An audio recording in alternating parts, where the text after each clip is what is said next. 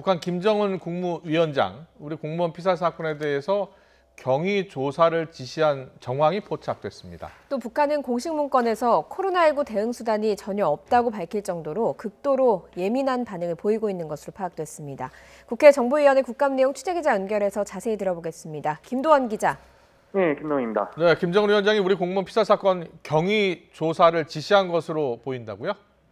네, 오늘 비공개로 진행된 국가정보원 국정감사에서 나온 내용입니다. 국정원은 김정은 북한 국무위원장이 사건 경위를 조사하라는 지시를 내린 정황을 파악했는데요. 국회 정보위원회 간사인 더불어민주당 김병기 의원과 국민의힘 하태경 의원이 국정원에 이 같은 보고 내용을 전했습니다. 북한은 이미 지난 9월 청와대에 통지문을 보내 이번 사건은 불법 침입자에 대한 대응이었다고 주장했는데요.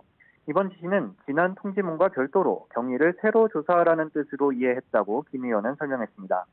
또 북한은 피살 사건의 이유 중 하나로 코로나19 방역을 언급할 정도로 코로나19에 극도로 예민한 반응을 보이고 있는데요.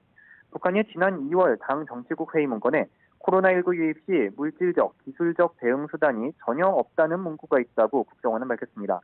코로나19 유입 시 큰 재앙이 온다며 30만이 죽을지 50만이 죽을지 모르는 상황이라고 우려했다는 겁니다.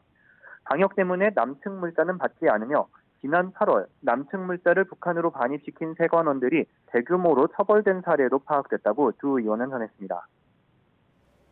네, 미국 대선이 진행 중입니다. 결과에 따라서 북한이 도발을 할 수 있다는 우려도 있는데 국정원은 어떻게 판단하고 있습니까? 네, 국가정보원은 특별한 도발 징후는 아직 포착되지 않는다고 밝혔습니다. 미국 대선 전후로 북한이 도발에 나섰던 게 보통이지만 올해는 그런 정황은 없다는 겁니다. 이와 함께 국정원은 북한 김정은 국무위원장이 내년 1월 8차 당대회를 통해 지금의 원수에서 대원수급으로 격상될 가능성이 있다고 내다봤습니다. 북한에서 대원수는 과거 김일성 주석, 김정일 국방위원장에게 부여된 호칭입니다. 김 위원장의 동생 김여정 제1부부장도 위상에 걸맞은 당 직책을 부여받을 가능성을 국정원은 예의주시하고 있습니다. 이와 관련해 최근 북한은 지난달 당 창건 기념 열병식 때 동원된 장비를 평양에 잔류시키고 군단별 훈련을 재개한 것으로 파악됐습니다. 이것은 내년 1월 당대회 때 열병식을 다시 열어 충성맹세 의식으로 활용하기 위한 것일 수 있다고 국정원은 분석했습니다. 이와 함께 북한은 최근 우리의 국방부에 해당하는 인민무력성을 국방성으로 이름을 바꾼 것으로 파악됐습니다. 이것은 군사력을 방어적으로 사용한다는 점을 강조하고 국제 통용 명칭을 사용해 정상국가 이미지를 부각하려는 조치로 국정원은 판단했습니다. 지금까지 통일외교안보부에서 YTN 김도원입니다.